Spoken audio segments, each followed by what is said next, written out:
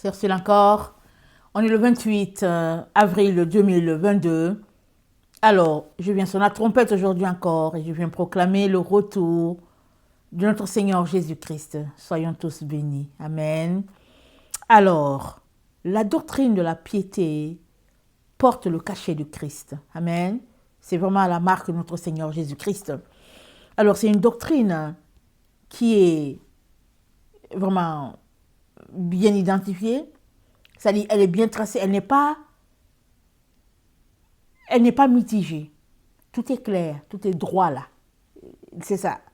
Et quand on voit même notre Seigneur Jésus-Christ, la Bible nous dit, il n'a pas aboli la loi, il l'a accomplie. Très souvent, on aime passer, on aime prendre les petits chemins, n'est-ce pas? Par exemple, ici en Occident, peut-être que ce n'est pas tellement ça, mais en Afrique, ce n'est pas compliqué les petits chemins. On a plusieurs petits chemins. Si la tante elle habite de l'autre côté et que entre les maisons, on peut se frayer un chemin pour arriver là-bas, ben voilà. On va passer par là et on arrivera 5 minutes plus tôt. Et puis on aura moins parcouru le chemin. Et puis les autres qui vont faire le tour, ben, ils vont faire le tour. Ben voilà. On aime prendre les petits chemins, on aime prendre les raccourcis. Ça fait partie un peu de cette vie facile là que nous aimons. Mais, pour ce qui est de l'évangile de Christ, il y a une base. Il y a un canevas, comme on le dit. C'est déjà établi. Alors, Jésus-Christ nous a dit, si quelqu'un veut venir à moi, qu'il se charge de sa croix, qu'il renonce à lui-même, qu'il me suive.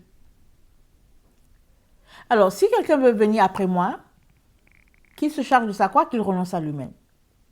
C'est ça que Jésus-Christ a dit. Il dit, si on veut le suivre là, il dit, ce n'est pas à nos conditions à nous, c'est à ses conditions à lui. Et les conditions de notre Seigneur, c'est que nous puissions le suivre. Pas lui nous suivre, mais nous on le suit. Ok? Alors nous on le suit, ça veut dire que on fait les A, B, C, D de ce qu'il nous dit de faire. C'est ça que ça veut dire suivre Jésus. Ça veut dire qu'il est notre modèle. Ce qu'il a fait, nous devons s'y faire. Il a dit, aucun disciple n'est plus grand que son maître. Ça, il l'a dit. Maintenant, il dit de renoncer à notre propre personne. Ça, c'est la partie qui est le plus difficile. Parce que, en tout cas, c'est pas facile. Et quand il te prend, s'il te prend à 80 ans, excusez-moi de rire, le chemin pour renoncer à toi-même, c'est pas trop long, n'est-ce pas? Mais s'il te prend à 8 ans, 12 ans, 20 ans, en tout cas, il a le temps de te travailler correctement. Et tu sais surtout que quand tu atteins 80 ans, tu dis, Seigneur, est-ce que je suis une personne? Est-ce que je suis une personne? Et c'est ça que le Seigneur veut. Parce qu'il veut nous épurer. Il veut nous dépouiller de nous-mêmes pour nous remplir de lui, afin que sa gloire puisse être vue en nous. Voilà pourquoi il nous dit de ne pas suivre les gens qui enseignent les fausses doctrines. Alors aujourd'hui, quand quelqu'un enseigne la doctrine de Christ, on dit qu'il enseigne les fausses doctrines. On le dit. Mais la vérité, elle est juste pour ceux qui le cherchent. Un. Et de deux, la vérité, elle est pour les humbles. C'est ça que Jésus m'a dit. C'est pas parce que je suis humble, hein? Ça je vous le dis tout de suite, c'est pas parce que je suis humble. C'est la grâce de Dieu qui me donne d'avoir des moments d'humilité. C'est la grâce de Dieu. Et je lui en serai tout le temps reconnaissante. Reconnaissante. Parce que Dieu résiste aux orgueilleux, mais il fait grâce aux humbles. Si tu veux l'humilité là, il y a des gens dans la Bible qui sont des exemples d'humilité. Mais si tu ne veux pas aussi l'humilité, ben voilà. Tu continueras de traîner ton orgueil. La Vierge Marie, c'est un exemple d'humilité. C'est incroyable. Comment notre Seigneur Jésus-Christ a décidé de confondre l'humanité, confondre la science tout entière avec cette femme-là. D'ailleurs, c'est lui qui l'a aimé le premier. Il a choisi de venir loger dedans. Lui qui est Dieu, il a trouvé la maison où il pouvait loger et il l'a aimé le premier. Alors, sommes-nous prêts à aimer ce que Jésus-Christ a aimé? Mais oui. Et l'humilité, ça nous donnera de recevoir beaucoup de Dieu. Mais l'humilité, ça ne s'apprend pas à l'école. Ça ne s'apprend pas dans la société.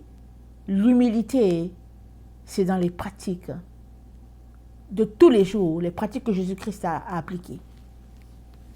Alors, soyons tous à l'école d'humilité, ok? Et chaque jour, je prie que le Seigneur me rende plus humble qu'hier. Amen. C'est une grâce que le Seigneur nous aide à être humble. Alors, il dit dans 1 Timothée 6, le verset 3, « Si quelqu'un enseigne de fausses doctrines et ne s'attache pas aux saines paroles de notre Seigneur Jésus-Christ et à la doctrine qui est selon la piété, il est enflé d'orgueil, il ne sait rien. Il y a la maladie des questions oiseuses et les disputes de mots, d'où naissent l'envie, les querelles, les calomnies, les mauvais soupçons. Les vaines discussions d'hommes corrompus d'entendement, privés de vérité et croyant que la piété est une source de gain. C'est en effet une grande source de gain que la piété avec le contentement. Car nous n'avons rien apporté dans le monde, il est évident que nous n'en pouvons rien emporter. Sinon, nous avons la nourriture et le vêtement, cela nous suffit. Amen, alléluia. Mais ceux qui veulent s'enrichir tombent dans la tentation, dans le piège et dans beaucoup de désirs. Insensés et pernicieux, ils plongent les hommes dans la ruine et la perdition. On dirait que quand Paul écrivait, il voyait notre temps là avec l'évangile de prospérité. C'est incroyable tout ce qui se passe aujourd'hui sur la terre. L'évangile de prospérité a quitté l'Amérique du Nord et s'est répandu là-bas en Afrique, alors que eux, c'est eux qui avaient le véritable évangile par le passé. Mais tout est corrompu aujourd'hui sur toute la terre. Et car l'amour de l'argent est une racine de tous les maux, et quelques-uns en étant possédés se sont égarés, loin de la foi, et se sont jetés eux-mêmes dans bien de tourments. Verset 11.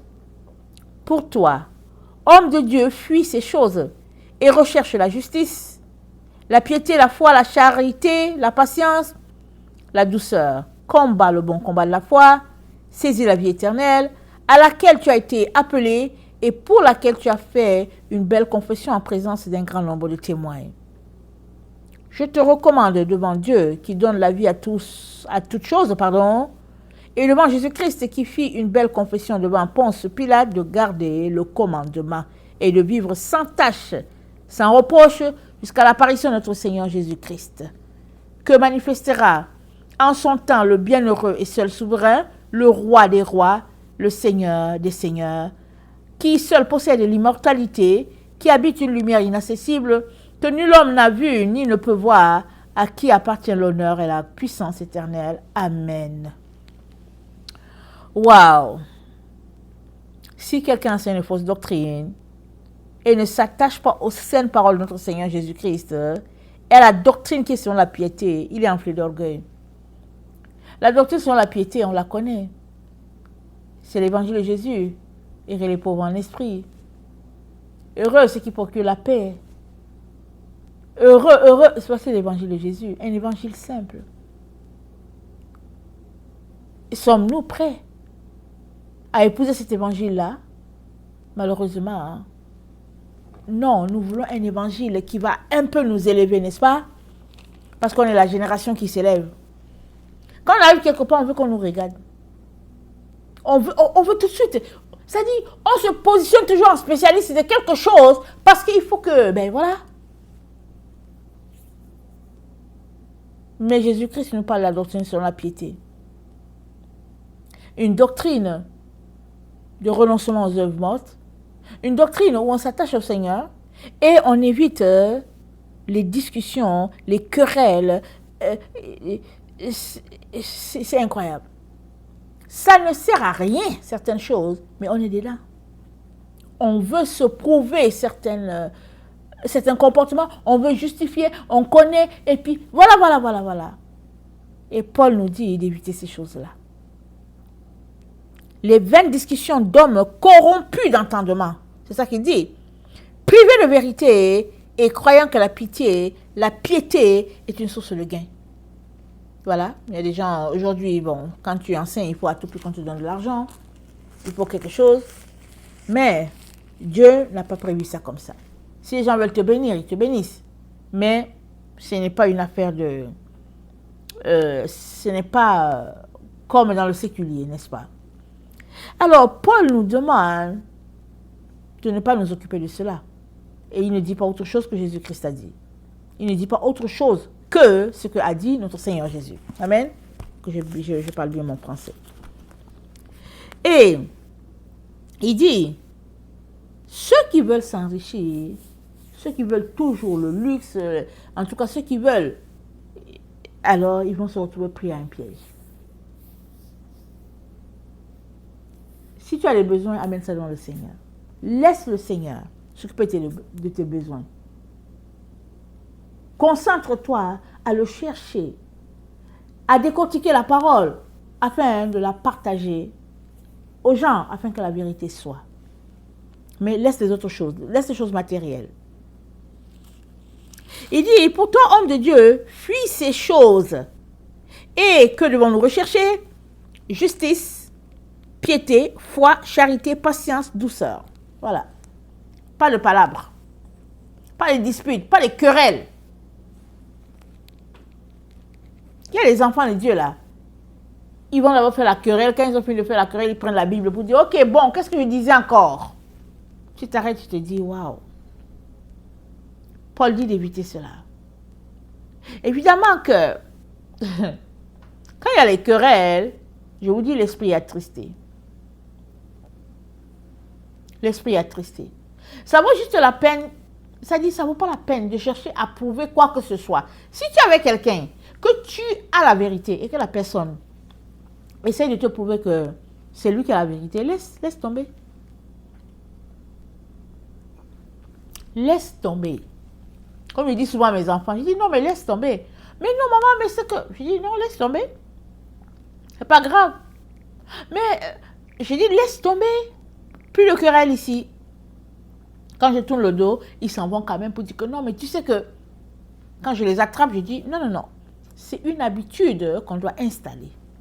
Ça te fait quoi si tu n'as pas raison? Ça fait quoi? Oh non, mais c'est que bon. Non, Jésus veut que tu n'aies pas raison. Laisse tout ça tomber. Et en faisant cela, on va installer un certain esprit dans la maison. Un esprit de douceur, un esprit de calme, un esprit de paix, un esprit de tranquillité. Parce qu'il ne peut pas avoir dans une maison deux esprits. C'est soit l'esprit de Dieu qui est élevé dans une maison, soit l'esprit de l'ennemi.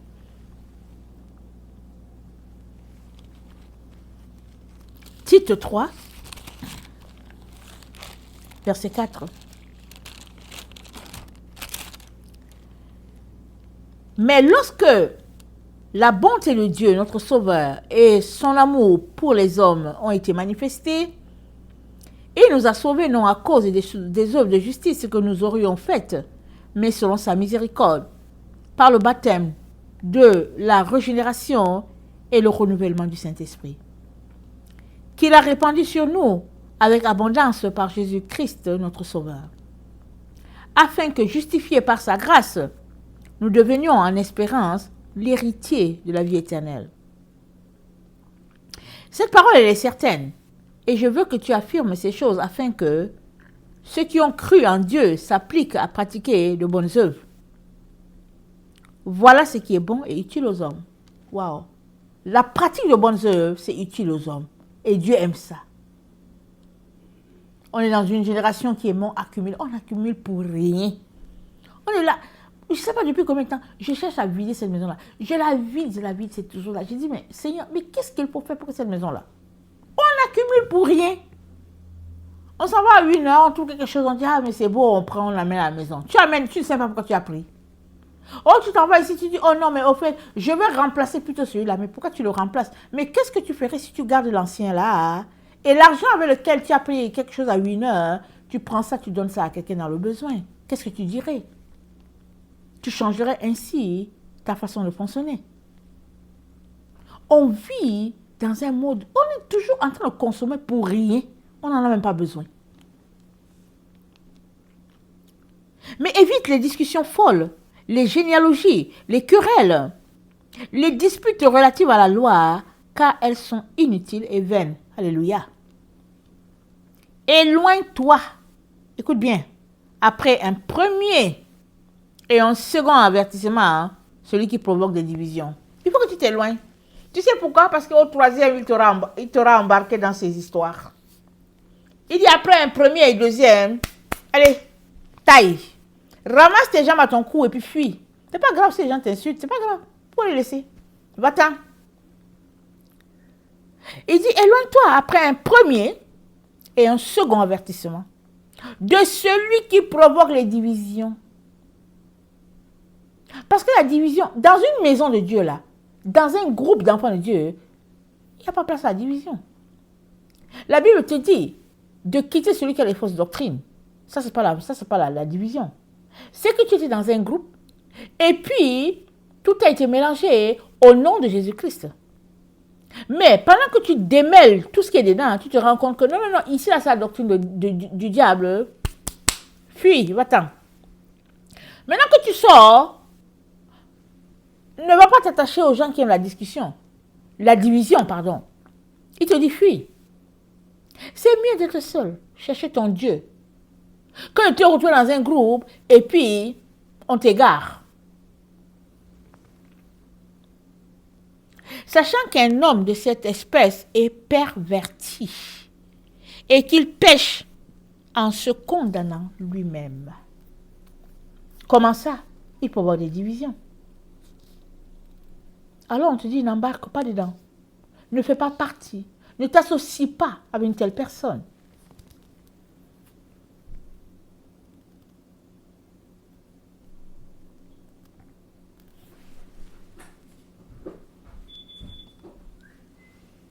De 1.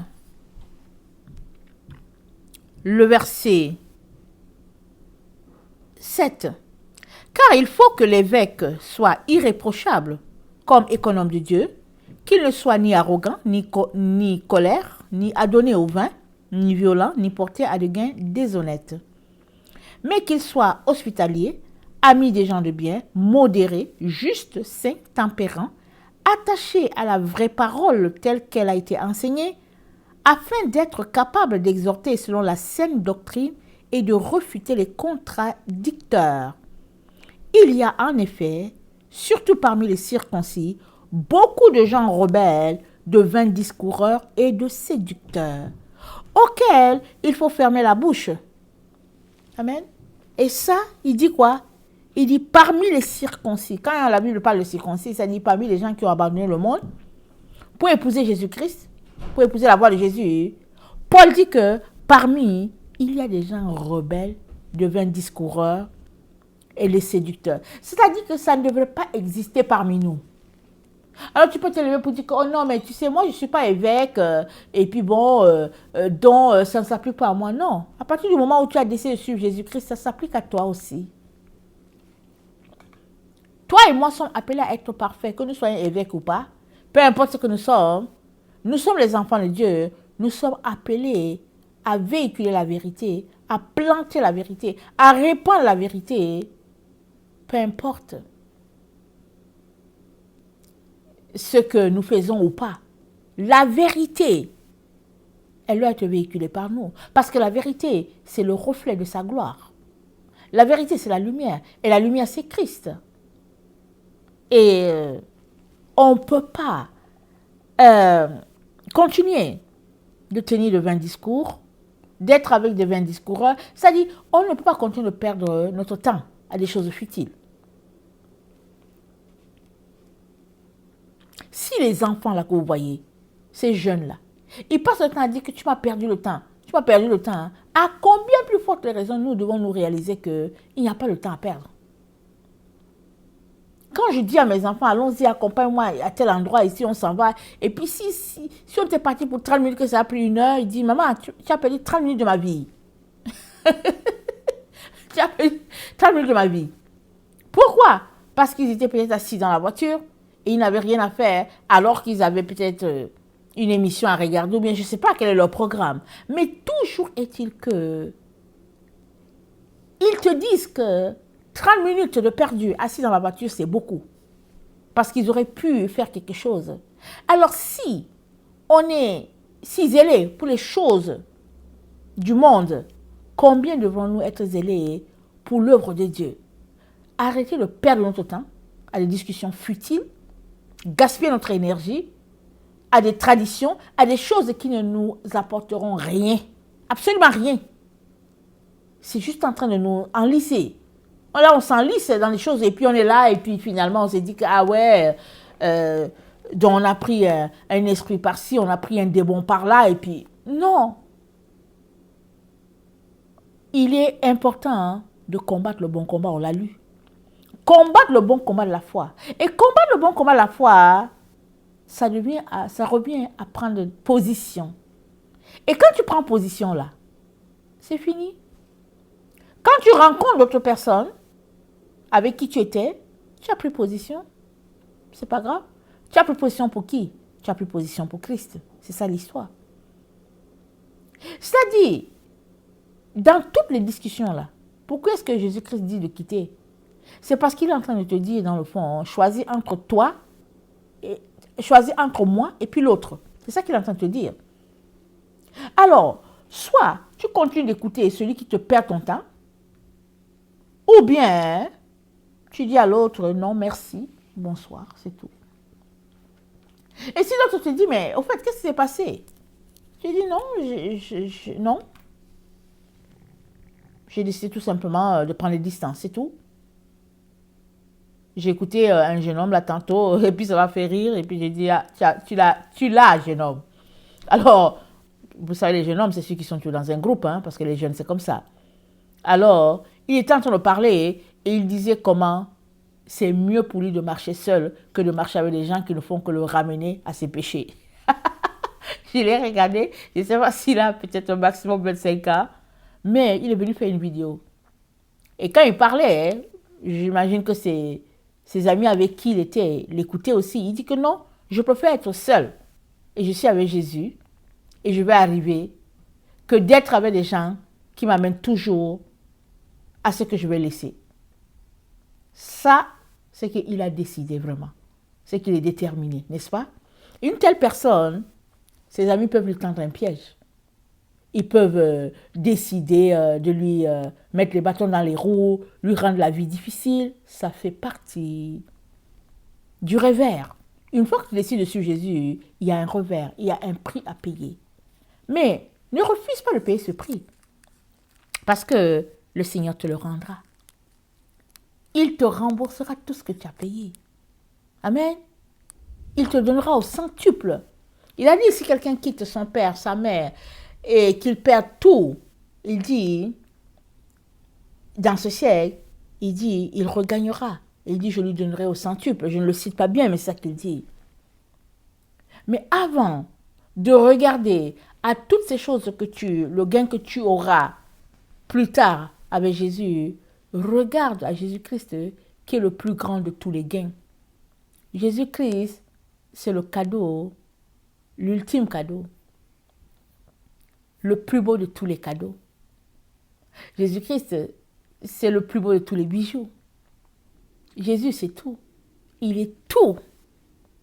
Jésus. Il faut que tu arrives à ce stade-là de savoir que Jésus, il est ton tout et rien que ton tout. C'est tout. C'est ça la conclusion que tu dois avoir.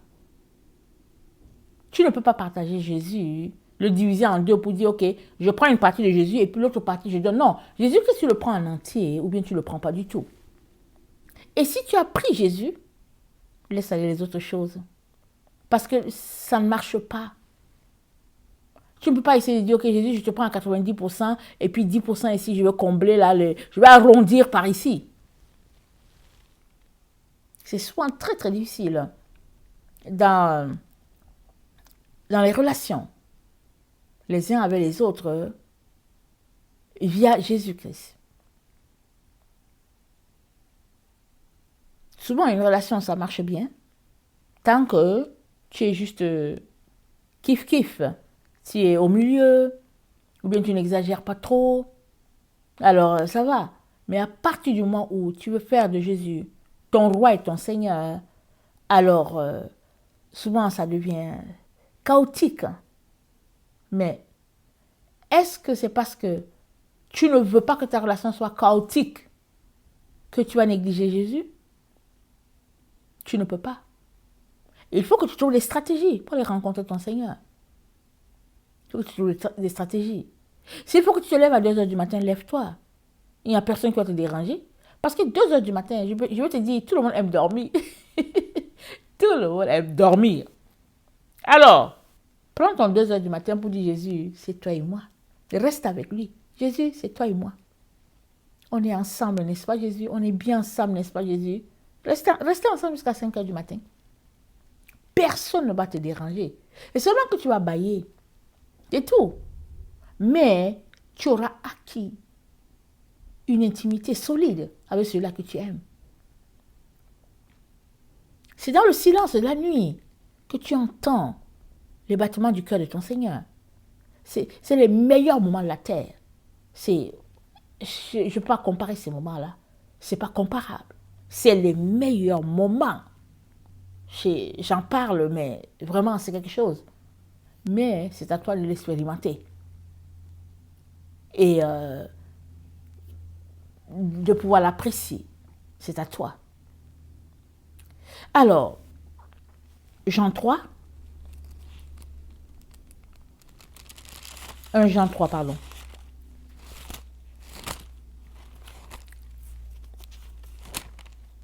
Jean 3, ça dit, j'ai été fort réjoui lorsque les frères sont arrivés et ont rendu témoignage de la vérité qui est en toi, de la manière dont tu marches dans la vérité. La vérité, ça ne se cache pas. Le témoignage de la vérité, il est palpable, il ne se cache pas. Les gens peuvent t'insulter, ils peuvent te lancer des boues, je veux dire des flaques de boue, peuvent te mépriser, ils peuvent te traiter comme ils veulent. C'est leur problème. Mais la vérité, c'est un témoignage, c'est un miroir, c'est la lumière, ça dit, il n'y a personne qui a goûté à la vérité, qui s'arrête, qui se dit, mais est-ce que c'était faux? C'est pas possible. Pourquoi? Parce que la vérité témoigne pour elle-même. La vérité se tient pour elle-même. Quand tu as goûté à la vérité, ça dit, je ne sais pas comment dire, tu mourras pour la vérité. C'est tout. Les gens ont beau te dire que tu es comme ci, tu es ceci, tu fais l'idolâtrie, tu as la vérité. La vérité, elle se tient pour elle-même. Et la vérité, elle est révélée dans le temps dans lequel nous sommes, le temps où il y a beaucoup de mensonges, elle est révélée aux humbles. La vérité marche avec l'humilité. Les deux sont collés. Si tu es rempli d'orgueil, de mépris, de moquerie, souvent la vérité est juste là, tu ne la vois pas. C'est-à-dire tu ne la vois pas, c'est tout, tu ne la vois pas. Tu ne la vois pas. La vérité, elle se tient pour elle-même. Et l'apôtre Jean, il dit à Gaius, il dit, j'ai été réjoui lorsque les frères sont arrivés, ils ont rendu témoignage de la vérité qui est en toi et de la manière dont tu marches dans la vérité. Il y a une manière. Pour la vérité, il y a une manière. Il dit, le verset 12, tous, et la vérité elle-même, rendent un bon témoignage à Démétrius. Il dit la vérité rend un témoignage. C'est quoi la vérité? La Bible dit, et quand le Saint-Esprit sera venu, Il nous enseignera dans toute la vérité. Le Saint-Esprit, tu le prends en entier. Tu ne prends pas ce qui t'arrange. Il y a des gens, ils prennent ce qui les arrange. Ils disent, ok, ça m'arrange, et puis l'autre, ça ne m'arrange pas, et puis je laisse. Tu n'auras pas la vérité. Tu n'auras pas la vérité.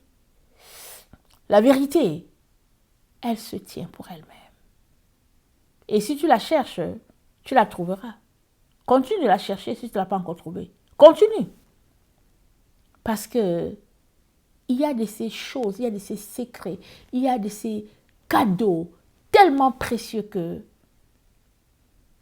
Dieu ne donne pas ça aux gens qui ont l'orgueil, qui ont le mépris. Ils n'ont pas ça. C'est dit quoi? Dieu résiste aux orgueilleux. Il fait grâce aux humbles. L'humilité, c'est un don de Dieu. Prions tous pour avoir l'humilité. Prions que Dieu nous donne l'humilité. Prions. C'est un don. Et si tu as l'humilité, la vérité est juste à côté, elle est collée, elle est l'autre revers. C'est comme l'argent, c'est comme pile ou face. Si tu as l'humilité, la vérité est là aussi. Ou bien, disons-le plutôt comme ça, si tu as la vérité et l'humilité est là, l'humilité est de l'autre côté.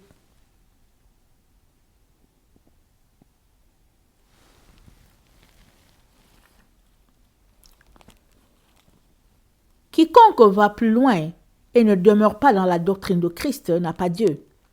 Celui qui demeure dans cette doctrine a le Père et le Fils. Si quelqu'un vient à vous n'apportant pas cette doctrine, ne le recevez pas dans votre maison et ne lui dites pas salut. Car celui qui dit salut participe à ses mauvaises œuvres. 2 Jean 9 à 11. Amen. Que le Seigneur bénisse sa parole. Je vous aime beaucoup et Dieu davantage. Maranatha, Jésus revient. Amen et amen. Soyez bénis. Alléluia.